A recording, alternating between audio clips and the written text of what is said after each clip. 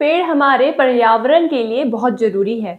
वे न केवल हमें ऑक्सीजन प्रदान करते हैं, बल्कि जलवायु संतुलन बनाए रखते हैं, मिट्टी के कटाव को रोकते हैं और जैव विविधता को संरक्षित करते हैं। लेकिन बढ़ते शहरीकरण, उद्योगीकरण और वनों की कटाई के कारण बड़ी संख्या में पेड़ नष्ट हो रहे हैं, जिससे पर्यावरण को गंभीर नुकसान हो रहा है। इस संकट को रोकने के लिए कई जागरूकता अभियान चलाए गए, जिनमें चिपको आंदोलन प्रमुख रहा है। नमस्कार दगड़ियों, मैं छू सीमा गढ़िया और आप सभी का स्वागत करती हूँ उत्तराखंड की नॉनी चैनल की यूथ है बचावा सीरीज में। दीदी भूली भैजी सोना। वर्ष 1973 में उत्तराखंड के चमोली जिले में शुरू हुआ चिपको आंदोलन वनों की अंधाधुंध कटाई के खिलाफ एक अहिंसक विरोध था। इस आंदोलन के तहत ग्रामीण, खासकर महिलाएं, पेड़ों से चिपक कर उन्हें काटने से बचाती थी। इस आंदोलन की अगुवाई सुंदरलाल भगुना और गौरा देवी जैसे पर्यावरणविदों ने की थी। इसका मुख्य उद्देश्य वनों की सुरक्षा और स्थायी वन प्रबंधन को बढ़ावा देना था। इस आंदोलन ने पूरे भारत में पर्यावरण संरक्षण को लेकर जागरूकता बढ़ाई और सरकार को वन संरक्षण अधिनियम लागू करने के लिए मजबूर किया। उत्तराखंड के घने जंगलों को स्थानीय ग्रामीणों के लिए जीवन का आधार माना जाता था। पेड़ों से उन्हें लकड़ी, चारा और अन्य प्राकृतिक संसाधन मिलते थे, लेकिन सरकार ने इन जंगलों को व्यावसायिक उद्देश्यों के लिए ठेकेदारों को बेचना शुरू कर दिया, जिससे वहां के ग्रामीणों का जीवन संकट में आ गया। 1973 में उत्तराखंड के चमोली जिले में जब ठेकेदारों को जंगलों में पेड़ काटने की अनुमति दी गई, तब स्थानीय ग्रामीणों ने, विशेषकर महिलाओं ने, इसका विरोध किया। उन्होंने पेड़ों से चिपक कर उनकी रक्षा करने का अनोखा तरीका अपनाया ताकि ठेकेदार उन्हें काट न सके।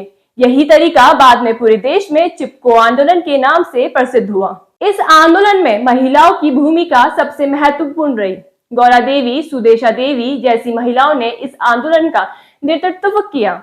उन्होंने जंगलों को बचाने के लिए कई कठिनाइयों का सामना किया और ठेकेदारों को पीछे हटने पर मजबूर कर दिया। और अब एक बार फिर से उत्तराखंड में पेड़ों का अंधाधुंध कटान हो रहा है, जिसके खिलाफ चिपको आंदोलन का आधुनिक रूप चिपको 2.0 सामने आया है। हाल ही में उत्तराखंड के ऋषिकेश के 7 मोड़ क्षेत्र में चिपको आंदोलन 2.0 की शुरुआत की गई, जिसमें हजारों पर्यावरण प्रेमियों और स्थानीय निवासियों ने भाग लिया। ये आंदोलन ऋषिकेश भानेवाला 4 लेन परियोजना के तहत 21 किलोमीटर सड़क चौड़ीकरण के लिए प्रस्तावित 3300 से अधिक पेड़ों की कटाई के लिए विरोध में किया गया था। प्रदर्शनकारियों ने पेड़ों से चिपक कर उन पर रक्षा सूत्र बांधकर जागर गीत गाए और हस्ताक्षर अभियान चलाकर अपनी भावनाएं व्यक्त की। लोक गायिका कमला देवी ने जागर गीतों के माध्यम से पर्यावरण संरक्षण का संदेश दिया। पद्मश्री माधुरी बटवाल ने कहा, हमारे पूर्वजों ने जिस जल जंगल को बचाने के लिए संघर्ष किया, आज वही दोहराने की जरूरत पड़ी है। उत्तराखंड में हरियाली का विनाश अब बर्दाश्त नहीं किया जाएगा। इस आंदोलन ने एक बार फिर से चिपको आंदोलन की यादें ताजा कर दी है, जहां स्थानीय समुदाय ने पर्यावरण संरक्षण के लिए एकजुट होकर पेड़ों की रक्षा की थी। चिपको आंदोलन 2.0 के माध्यम से लोग ये संदेश देना चाहते हैं कि विकास के साथ साथ पर्यावरण संरक्षण भी उतना ही महत्वपूर्ण है। बात सिर्फ ऋषिकेश के 7 मोड़ की ही नहीं, बल्कि इससे पूर्व में सहस्त्रधारा रोड और खलंगा में बड़े स्तर पर पेड़ काटे जाने को लेकर सरकार ने प्लानिंग की थी। उस समय भी लोगों ने एकजुटता के साथ इसका विरोध किया था। तब भी अलग अलग संगठनों ने पेड़ों पर रक्षा सूत्र बांधकर इनकी रक्षा की शपथ ली थी। तब कहीं जाके विकास के नाम पर पेड़ों की कटान करने वाली सरकार को अपनी कदम पीछे खींचना पड़ा था।